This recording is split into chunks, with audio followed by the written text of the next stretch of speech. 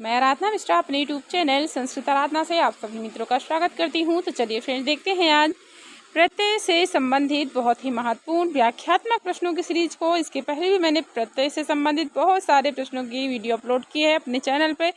तो जो भी मित्र हमारे चैनल पर नहीं जुड़े हैं तो सभी मित्र सब्सक्राइब कीजिए, वीडियो को लाइक करिए और मित्रों तक शेयर करिए। तो अब चलिए शुरू करते हैं प्रत्यय से संबंधित व्याख्यात्मक प्रश्नोत्तरी को, जो कि बहुत ही महत्वपूर्ण है। तो यहाँ पर प्रत्यय से भी है और बहुत सारी उस बुक में यहाँ पर पड़ी हुई है। तो यहाँ पर मैंने देखा बहुत ही अच्छे प्रश्न हैं बुक में, तो मैं सोच रही हूँ सभी को एक वीडियो के माध्यम से यहाँ पर लाभान्वित किया जाए। तो शुरू करते हैं प्रश्नों की श्रृंखला को। तो पहला प्रश्न है हमारा, भवति तर्थे यत् प्रत्यांतः कः प्रयोगः। तो भवति तर्थे यत् प्रत्यांतः कः प्रयोगः, तो यहाँ पर ऑप्शन क्या हो जाएगा, भव्यम, भव्यः, भाव्यम, भाव्य। तो यहाँ पर ऑप्शन हो जाएगा बी, भव्यः बन जाएगा, ऑप्शन बी सही होगा। यहाँ पर देखते हैं, यहाँ थोड़ा सा व्याख्या भी दी गई है, लेकिन आगे देख लेते हैं नेक्स्ट क्वेश्चन को। तो अगर आप सभी कहेंगे तो हम व्याख्या कराते चलेंगे, नहीं तो छोड़ देंगे, सीधा सीधा प्रश्नोत्तरी ही कराएंगे। तो पहले यहाँ पर दूसरा प्रश्न है हमारा, एषु मतुप प्रत्यांतो शुद्ध प्रयोगो अन्वेष्टव्यः। तो यहाँ पर एक खासियत है कि आपको प्रश्न भी संस्कृत में ही मिलेंगे। तो संस्कृत में प्रश्न है तो बहुत ही अच्छा है, क्योंकि एग्जाम में भी संस्कृत में ही प्रश्न पूछे जाते हैं। तो यहाँ पर देखते हैं क्वेश्चन को, एषु मतुप प्रत्यांतो शुद्ध प्रयोगो अन्वेष्टव्यः में यहाँ पर कौन सा प्रत्यय होगा, यवयवान, ज्ञानवान, विद्यावान, लक्ष्मीवान। तो यहाँ पर ऑप्शन हो जाएगा ए, यववान हो जाएगा, ऑप्शन ए सही होगा। यहाँ पर कहिए तो व्याख्या भी पढ़ देते हैं, व्याख्या से भी बहुत सारे प्रश्न क्लियर होते हैं। तो यहाँ तक है, येषु मतु प्रत्यांतो शुद्ध प्रयोग यववान अति, अर्थात दिए गए विकल्पों में वान में यव मादुक धायश्च मतोर्वा दिव्य सूत्र से मतु प्रत्यय होकर यौवान बना हुआ है। तो यहाँ पर हो गया व्याख्या। नेक्स्ट क्वेश्चन है, गौरी में कौन सा प्रत्यय है। तो गौरी में कौन सा प्रत्यय हो जाएगा, तो ऑप्शन हो जाएगा बी, डीस प्रत्यय हो जाएगा गौरी में। नेक्स्ट क्वेश्चन यहाँ पर देखते हैं, तो ये है व्याख्या। यहाँ पे गौरी में डीस प्रत्यय है, यह स्त्रीलिंग शब्द का विधान करता है। सूत्रस्थ गौरादि आकृति गण है और इसमें गौर, मत्स्य और अनुडुह आदि का समावेश होता है। इस प्रकार सूत्र का भावार्थ होगा स्थित प्रातिपदिक जिसका सकार इत हो और गौरादि गण में पठित गौर आदि से स्त्रीलिंग में डी से ई प्रत्यय होता है शिष्टराध्यविष्ट सूत्र से। नेक्स्ट क्वेश्चन आगे है, जन्मेजय में इत्यत्र प्रत्ययो वर्तते। तो जन्मेजय इत्यत्र प्रत्ययो वर्तते, तो सही ऑप्शन हो जाएगा ए, खस हो जाएगा, खस प्रत्यय। यहाँ पर आगे देखते हैं, जन्मेजय में खस प्रत्यय है, जन्मेजय से खस होकर जन्मेज प्लस खस हुआ है। अब खस में खा शेष बचता है, जन्मेज खा हुआ, अब खा को यह होकर जन्मेज यह बना हुआ है। नेक्स्ट क्वेश्चन आगे है, सत्री प्रत्यांते शब्द प्रत्यय से अविशिष्यते। तो सत्री प्रत्यांते शब्द प्रत्यय से अविशिष्यते, तो यहाँ पर ऑप्शन हो जाएगा बी, अत हो जाएगा, ऑप्शन बी सही होगा। आगे देखते हैं नेक्स्ट क्वेश्चन, लभ्यम इति पदे प्रकृति प्रत्ययो स्तः। तो लभ्यम में कौन सा प्रकृति प्रत्यय हो जाएगा, तो यहाँ पर ऑप्शन दिया गया है लभ प्लस यत, लभ प्लस ण्यत, लभ प्लस क्यप, लभ प्लस ल्यप। तो यहाँ पर ऑप्शन ए हो जाएगा, लभ प्लस यत होगा लभ्यम में प्रकृति प्रत्यय। यहाँ पर दिया गया है आपका, यहाँ व्याख्या हुई है, तो कहिए तो व्याख्या पढ़ देते हैं, नहीं तो छोड़ देते हैं। थोड़ा सा अगर अच्छी है तो व्याख्या करने से प्रश्न क्लियर होते हैं, तो पढ़ ही देते हैं। लभ्यमिति पदे प्रकृत प्रत्यय लभ प्लस यत स्तः, लभ धातु से पोर्दुप धात यत सूत्र से यत प्रत्यय हुआ, यत का ता हलंत्यम से इत संज्ञा होकर तस्य लोपः से लोप होकर या बचा। इसके बाद लभ प्लस या होकर लभ्य बना, अतो अम से होकर लभ्यम बना। नेक्स्ट क्वेश्चन आगे है, दृश्य धातु तुमुन प्रत्ययो योगेन शब्दः निष्पद्यते। तो कौन सा ऑप्शन सही होगा, दुष्टुम, दर्शयुतुम, दर्शतुम, द्रष्टुम। तो यहाँ पर ऑप्शन डी हो जाएगा, द्रष्टुम बन जाएगा, दृश्य धातु तुमुन प्रत्ययो के शब्द से। यहाँ पर देखते हैं व्याख्या भी है, दृश्य धातु तुमुन प्रत्यय योगेन द्रष्टुम शब्दः निष्पद्यते।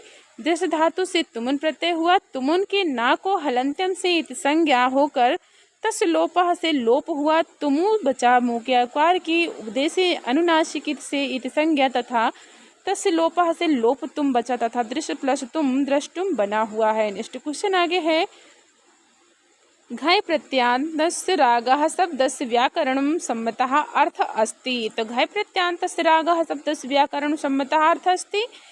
रंजन द्रव्यम रंजनीयम वस्त्रम रंजितम आसक्ति। तो यहाँ पर ऑप्शन डी हो जाएगा, आसक्ति ही बन जाएगा घय में रागः से। तो यहाँ पर देखते हैं व्याख्या, घय प्रत्यांतस्य रागः शब्दस्य व्याकरण सम्यतः अर्थ आसक्ति अस्ति।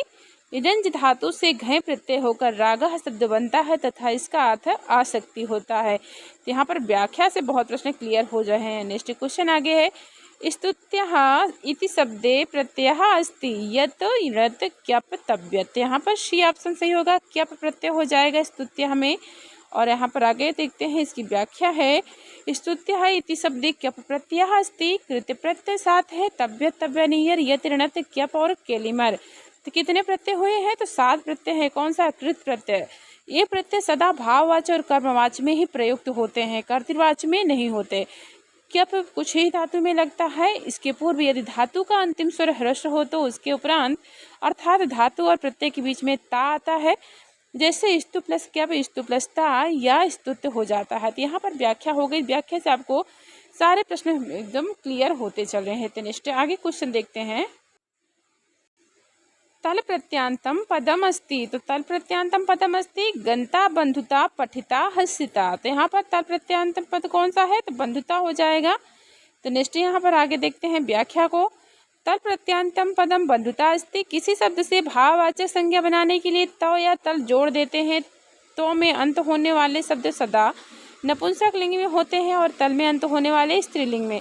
जैसे गो प्लस तो गोत्वम, शिशु प्लस तल शिशुता, बंधु प्लस तो बंधुत्वम, बंधु प्लस तल बंधुता। तो यहाँ पर नेक्स्ट क्वेश्चन आगे देखते हैं, छिद प्लस अक्त प्रत्यय सति पदम स्यात्। तो छिद प्लस अक्त प्रत्यय सति पदम स्यात्, छिन्नः छिदनः छिदक्तः छित्तः। तो यहाँ पर ऑप्शन ए होगा, छिन्नः बन जाएगा छिद प्लस अक्त प्रत्यय में। यहाँ पर व्याख्या होगी, छिद प्लस अक्त प्रत्यय सति पदम छिन्नः स्यात् यदि निष्ठा प्रत्यय ऐसी धातु के उपरांत आवे जिसके अंत में रा अथवा दा हो तो निष्ठा के ता के स्थान में ना हो जाता है और इसके पूर्व दा को भी ना हो जाता है। जैसे श्रीण से शीर्णः, छिद से छिन्नः, भित से भिन्नः आदि।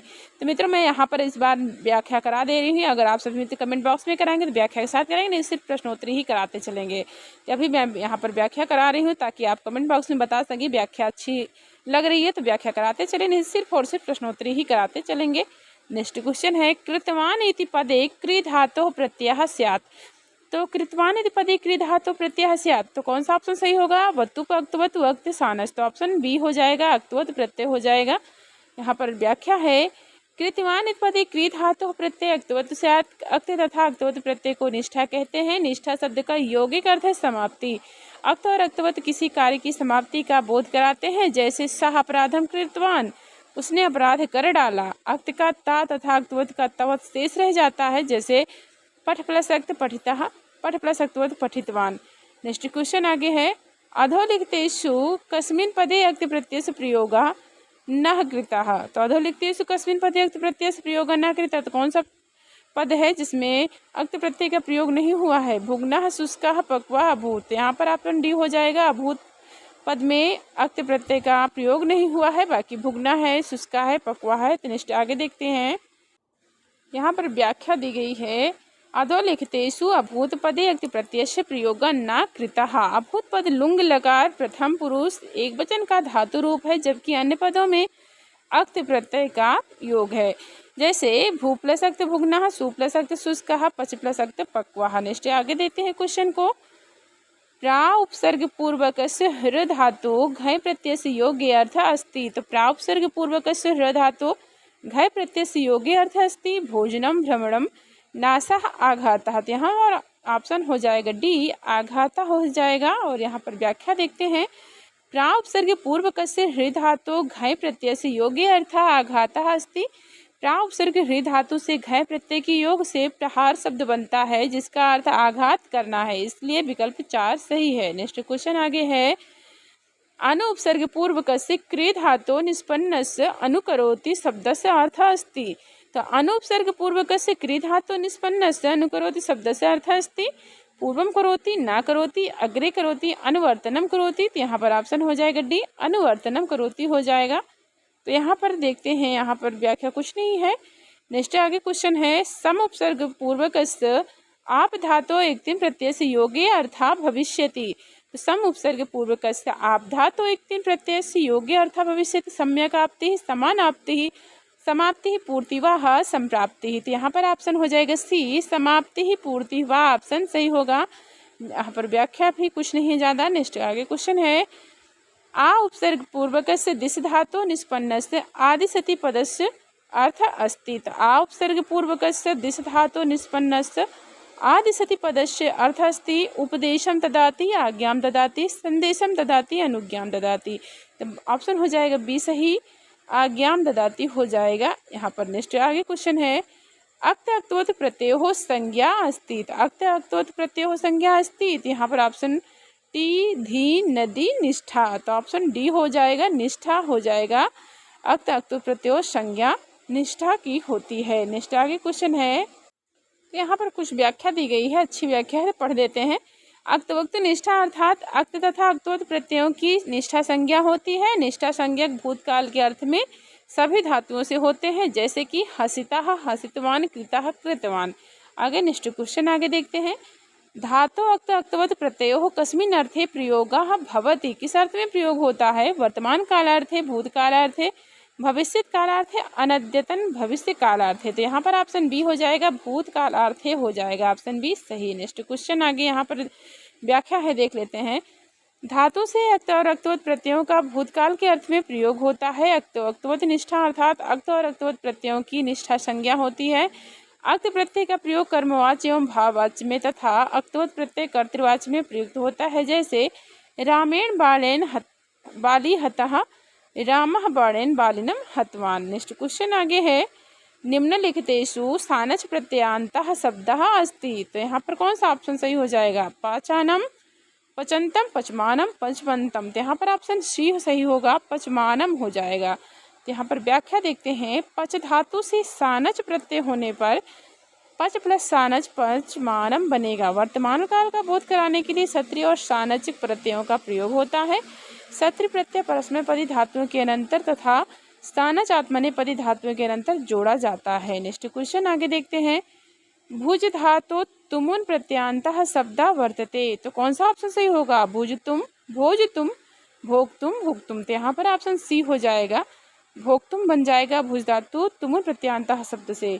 यहाँ पर देखते हैं व्याख्या को, भुज धातु से तुमुन प्रत्यय लगने पर भुक्तुम शब्द बनता है, अर्थात भुज प्लस तुमुन भुक्तुम। जब कोई दूसरी क्रिया करने के लिए कोई क्रिया करता है, तब जिस क्रिया के लिए क्रिया की जाती है उसकी धातु में तुमुन प्रत्यय होता है, जैसे कृष्णम द्रष्टुम याति, कृष्ण को देखने के लिए जाता है, यहाँ पर तुमुन प्रत्यय हो गया। नेक्स्ट क्वेश्चन आगे है, प्रकृत्य पदो प्रकृत प्रत्ययो अस्तः। यहाँ पर ऑप्शन कौन सा सही हो जाएगा? प्रा प्लस कृत प्लस यत, प्रा प्लस क्री प्लस ल्यपो, प्रा प्लस कृत प्लस या, प्रा प्लस कृति प्लस यस। तो यहाँ पर ऑप्शन हो जाएगा बी, प्रा प्लस क्री प्लस ल्यप प्रत्यय हो जाएगा। यहाँ पर कुछ ज़्यादा खास नहीं दिया गया है। आगे नेक्स्ट क्वेश्चन है, बंधुता पदे प्रत्यय अस्ति तरप तामप त्रिच तल। यहाँ पर ऑप्शन बंधुता में हो जाएगा डी, तल प्रत्यय हो जाएगा, ऑप्शन डी सही है। आगे नेक्स्ट क्वेश्चन देखते हैं, आम्रमयम शब्दे प्रत्यय अस्ति। आम्रमयम शब्दे प्रत्यय अस्ति। यहाँ पर ऑप्शन कौन सा सही होगा? अय मयट मतुप यत। ऑप्शन बी हो जाएगा, मयट प्रत्यय हो जाएगा।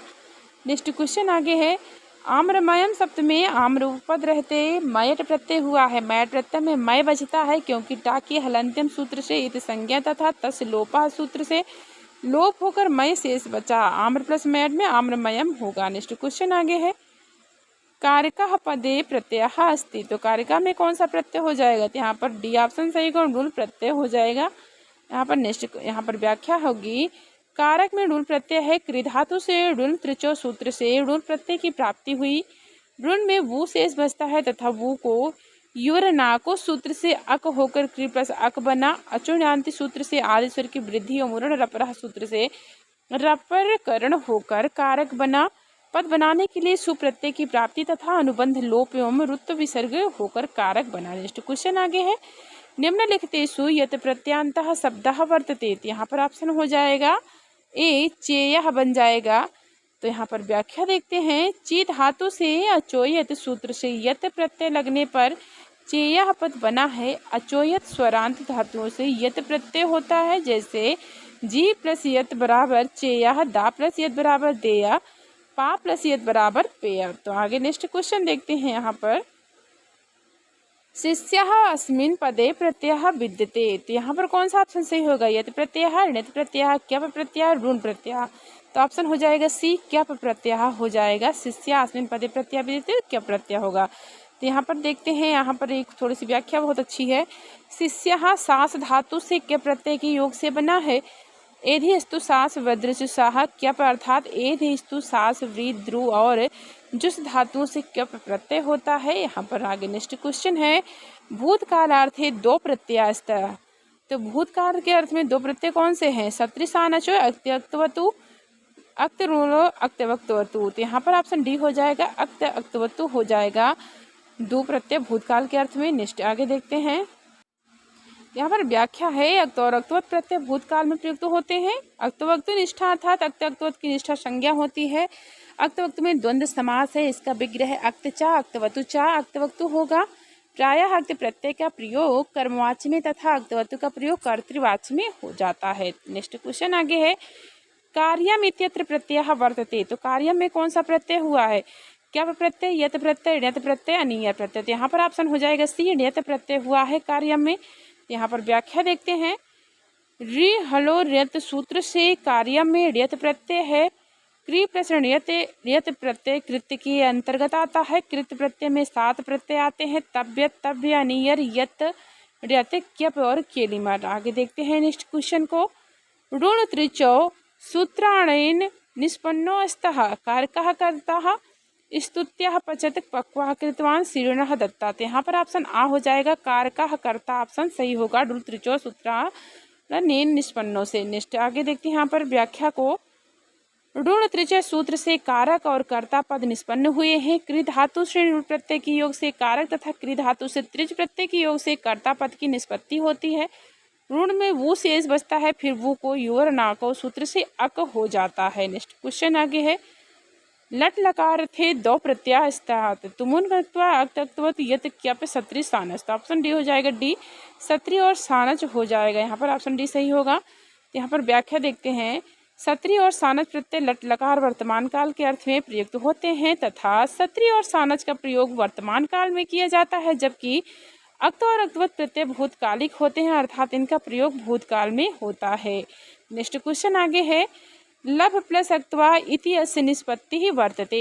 लभित्वा लब्ध्वा लभत्वा लभ्या। तो ऑप्शन हो जाएगा बी, लब्ध्वा बन जाएगा लभ प्लस अक्त्वा में। यहाँ पर नेक्स्ट आगे देखते हैं क्वेश्चन को।